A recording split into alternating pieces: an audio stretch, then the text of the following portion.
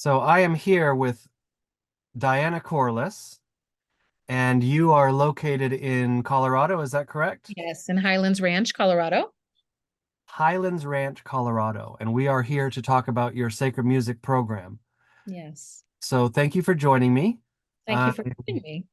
I'm not I'm not a pro on Zoom. I've never been a big fan of video conferences just because I feel like whenever I try to video conference, we spend most of the time just saying, are you there? Can you hear me? Are you Yeah. there? Can you hear me?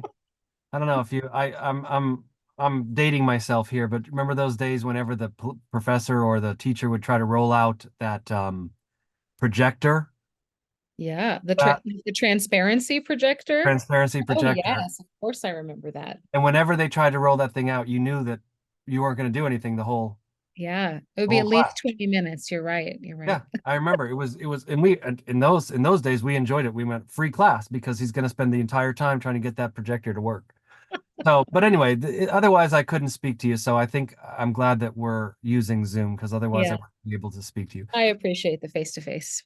So which church are you at? So I am at St. Mark Catholic Church in Highlands Ranch, which is a suburb of Denver. And this is my 10th year as the director of music at St. Mark. Wow. St. Yeah. Mark's Yes. near Denver. Yes. Mhm. Okay, St. Mark's in 10 years. That's amazing. It is amazing. Do you have children? I do. I have a 4-year-old son Oh, okay. who is like the parish mascot, the choir mascot. His name is Matthew. Oh, okay. Awesome. Matthew. So Matthew and so you're at St. Mark's. Yes. Matthew and Mark. Okay. Mhm. Is your husband named John or Luke? His name is Gregory Oh, the okay. Great, obviously. Okay. Yeah. Close. So you're at St. Mark's and you have a son named Matthew. Yes. Um, now, how big is your program?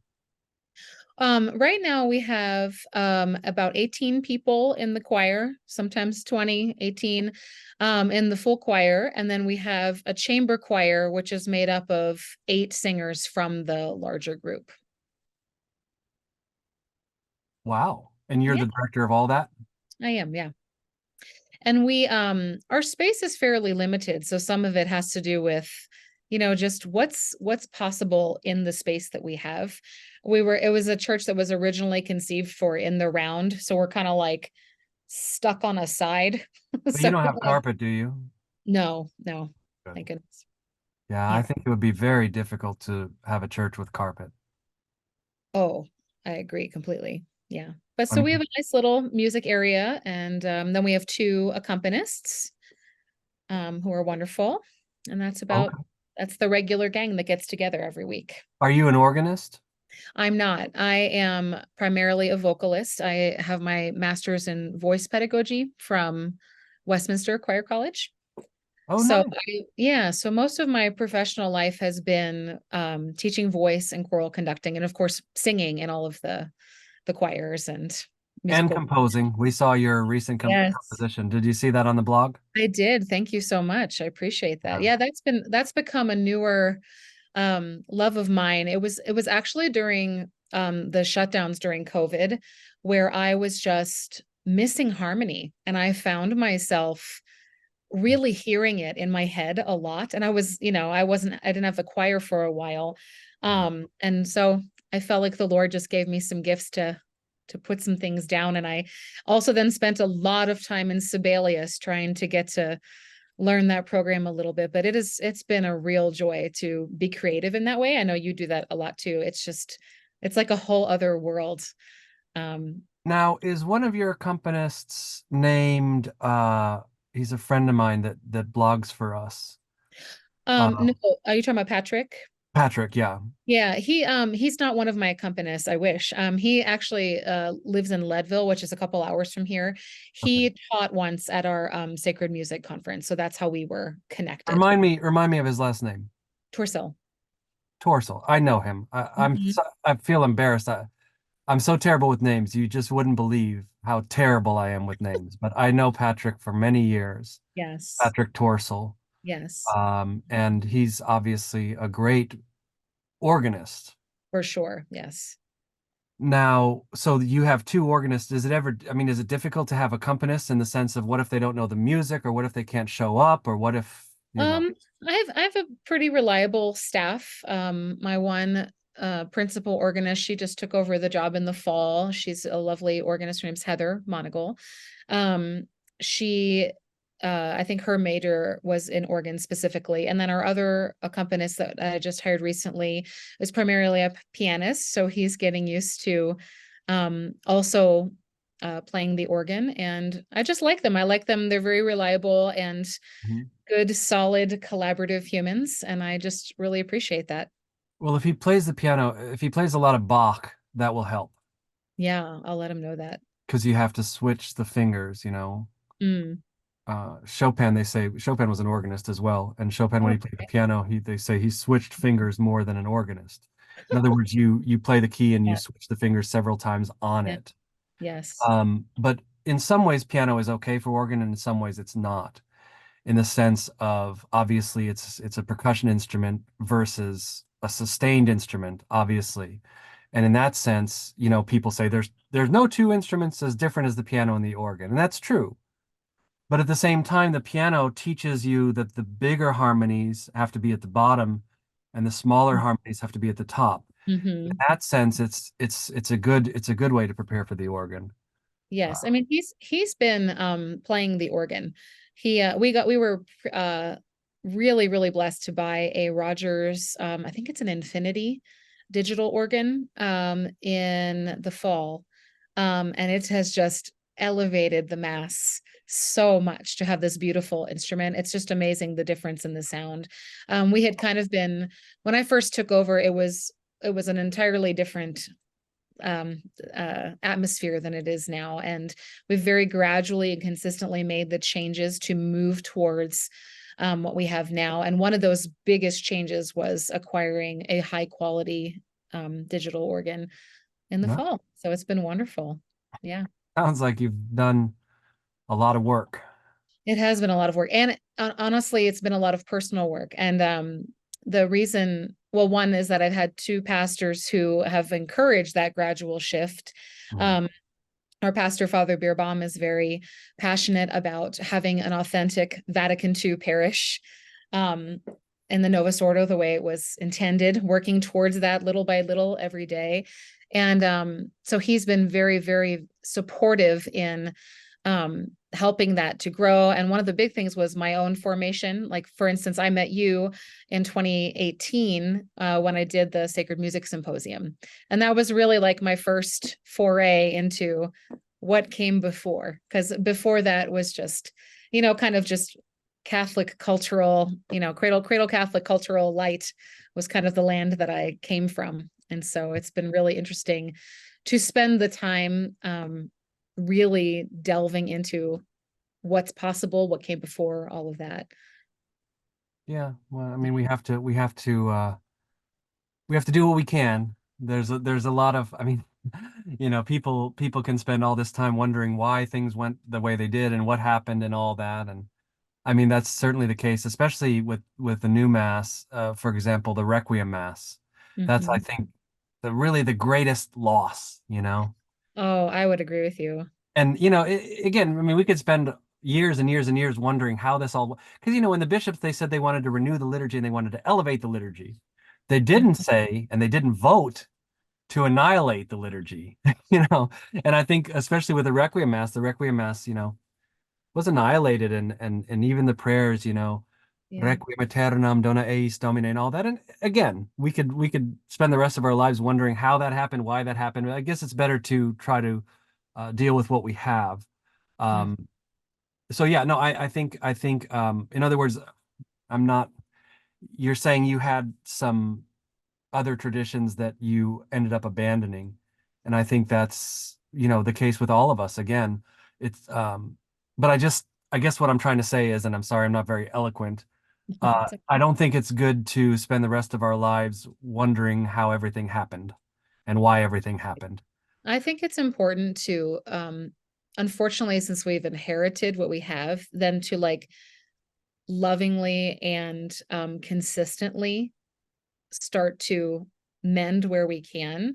and really emphasize how important it is to the truths of our faith to take sacred music seriously. It's interesting that you bring up the Requiem, because in the fall I ended up composing an SAB version of the Requiem. And so I did like a lot of research on that. And I'm also the liturgy coordinator and the funeral and wedding coordinator at St. Mark. So I wear many hats. Yes, it's a lot of different hats. And I had a very hard time doing funerals without having some of those elements. So now I, at the very least, still chant the Requiem Aeternam and chant the communion antiphon, and just try to like ground it, and the In Paradisum, just trying to ground it, even if you can't totally flip the switch, because Yeah, for our purposes, flipping the switch is not pastorally wise. mhm, You really need to help the people trust you, you know, and absolutely. trust that you are following what the church is teaching, and want to really bring them into a deeper relationship with Christ through the Mass via the sacred music. So that one in particular, Yeah. I was mourning. I didn't even know what I had lost. I think there was kind of that, the Requiem specifically. Right. And again, I don't want to make it all about me, but I just remember there's a book that I have that came out right after Vatican II, and it listed several dioceses in the United States that literally forbade any Latin at all. Oh, Any Latin at all. Zero. mm, Now you can have Alleluia and you can have Amen and you can have Greek, but for whatever reason, and I just remember for years of my life, I was just trying to figure out like how could that happen? Because Vatican II says to preserve Latin, and it says actually the document says it's up to the local ordinary to decide whether and to what extent the vernacular is to be used. mm, mm, Whether any vernacular, mhm, and I just remember years of my life, I was trying, how could this happen? How could the bishop, in those days, I mean, this is already 20, 25 years before I was even born. And right. I think eventually I matured, and I realized like, let it go. The church has always been through these things, and Mhm, I'll go to my grave and I'll never understand how they were able to come up with that decree. But um, yeah, you know how it is. I mean, we all mature as people, and we mhm. all have to go through that as part of our education. But now the thing is to wake up every morning and try to do what God wants.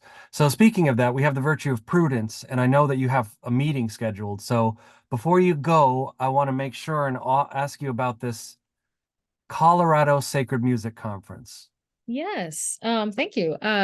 So last year we had our inaugural Colorado Sacred Music Conference held at St. Mark. And what honestly where it came from was because I had attended your symposium. I had attended some things with the Church Music Association of America, and I was so moved by those experiences. I mean, I really was. Like, I Yeah. can't say that I was able to digest everything right away, especially earlier on when I was totally new to some of the concepts. But I thought I could see how much need there was in our area, particularly in our diocese, but also in our area, to just kind of, first of all, talk to each other. There's so much territorial uh, um, or nature, or just I think a fear of change.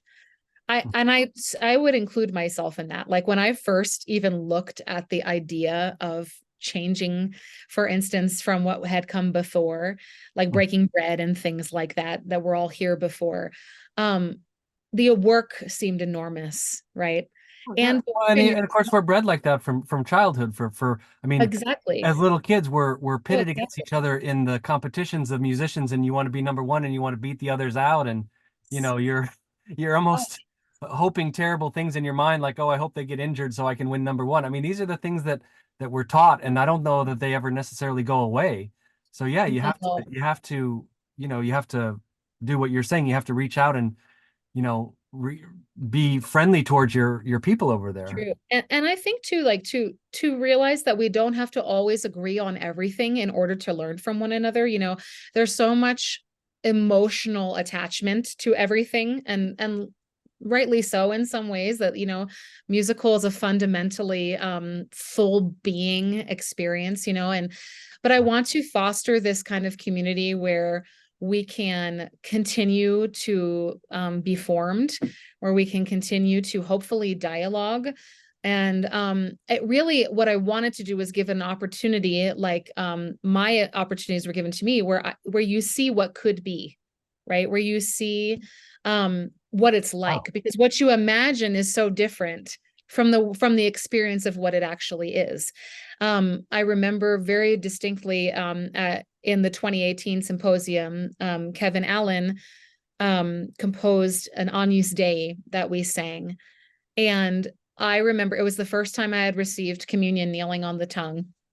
And we sang the his Agnus Dei and the Pater Noster by Van Nuffels, right? Yes, yes. And I cannot even tell you, like, that synthesis of the music plus receiving the Eucharist was just it, like, I mean, it's like a lightning bolt, it's like it's Well, forget the I remember that on your light day. bulb. The biggest problem we had with that on your day was everybody was crying when they were singing it. Yes, I was weeping. I mean, it And was you already can't hard sing. I enough. mean, it's a six voices, and you can't sing when you're crying. Yes. Everybody was crying, and nobody could sing it.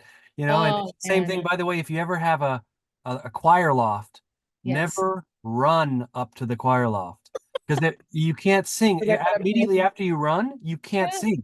You Yeah. know, I learned that the hard way because Yeah. we went all the way from the basement of in a church in Kansas, ran all the way up the steps, and all of a sudden you're. But yeah, that was the big problem with that on East Day. Everybody was weeping. It was so, I mean, it was so beautiful. But I mean, Right. truly, that moment, that like lightning bolt moment is what I want to be able to provide locally for people, so that then maybe they will also seek out these more established I'm programs. so glad you're telling me this. I'm serious. Everybody's gonna think that I called you to elicit this. I I had did, no yeah, you idea you were really gonna did. say this. This is great. Thank you for telling And me. you're welcome. And I also want to just point out, like, we're not even like an EF church, and there was just so much that we were to learn. I was able to learn and to bring back, and all the wonderful resources that you provide.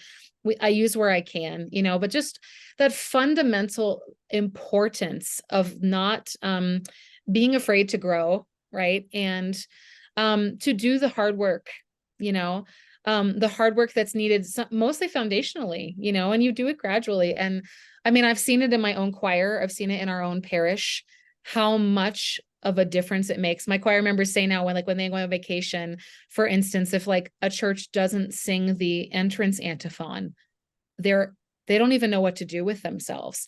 And so it's interesting to know that it works, to whatever extent it is in our own parish, and then just want to like share that joy with others.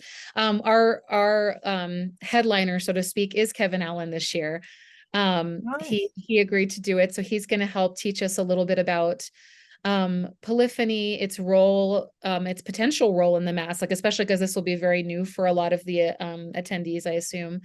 And just give us more of that importance of sacred beauty in the liturgy, and like how we can grow towards it. So I'm excited to have him. Yeah. Um, And we're there's so much you mentioned that you're not an EF church, but one of the things that we all learn, there really isn't that much difference in terms of EF and OF. I mean, and people, for example, the things that are done at the traditional Latin Mass, for example, when we have thousands of people that come to our Mass and we have communion that lasts 45 minutes sometimes. Holy Communion, that never would have been done. That's not a traditional thing at all. That it was never distributed during the High Mass. And Wow. so the notion of having 45 minutes to fill, and again, I'm not saying it's bad or good. I'm just saying it never would have happened before the council. Same thing with night masses. These traditional parishes have like vespers followed by mass. Never would have happened before 1955. And so there can be a danger of thinking that they're so different. The simple reality is the church, whether EF or OF, uh, has to serve the people that are in the time zone and not 100 or 200 or 300 years ago. And so the more I've learned, yeah, there's not that huge difference. Now, the nice thing about the EF is you kind of always know what you're going to get. You kind of always know what you're going to walk into. Oh, if you were to go to a different parish, yes. As a youngster, yeah, our parents would take us to mass on vacation sometimes in different places, and wow, like you would see some crazy stuff. Yeah. So that's, I guess, the nice thing about the EF is you generally speaking know what you're going to walk into. Yeah, I But can totally see that. yeah. Yes. So anyway, don't get too hung up on that No, and that's what I'm EFOF stuff. saying. Like I agree. I agree with you. Like not getting too hung up on it is important because I think there's a lot to learn from one another and like and just building more of that unity and consistency so that it's not so jarring to go to, a neighboring parish would be really good. Well, and you have a lot of EF people who present at your conference, right? Patrick Torsel, for example. Yes, he is going to do some organ breakout sessions and then There's Charles another person too, that I believe that's EF. he's not taking part this year, the who you're thinking of. But Charles Nolan, who is the I believe his title is liturgical specialist for the Archdiocese of Denver, he had presented last year, and then he's helping develop a more expanded clergy track this year, so that the clergy can feel more comfortable adding in, more not adding in, but to sing more. The more that they sing, the more natural it is, of course, for people to respond and to build something unified across the mass. So that's kind of where we're focusing this year. I'm very excited about it. Thank you for sharing that. And I like to say, virtue of prudence, I know you have to go. So let's wrap it up. And let me just say, um, thank you for speaking to me today. Sure. Um, I know I'm not a professional interviewer, and I hope I didn't wander too far off track. Excuse me. But thank you so much for everything you're doing, and let's just stay in touch. So many great priests out there, so many great musicians, so many great Catholics out there. Absolutely. And let's just, like I say, I want to thank you so much for everything you're doing. The Catholic Church doesn't always do a great job of saying thank you to the people. And so I just want to say thank you for what you're doing. May God bless you and yours. And we'll talk again soon, okay? Thank you so much, Shep, and thank you for all that you do as well.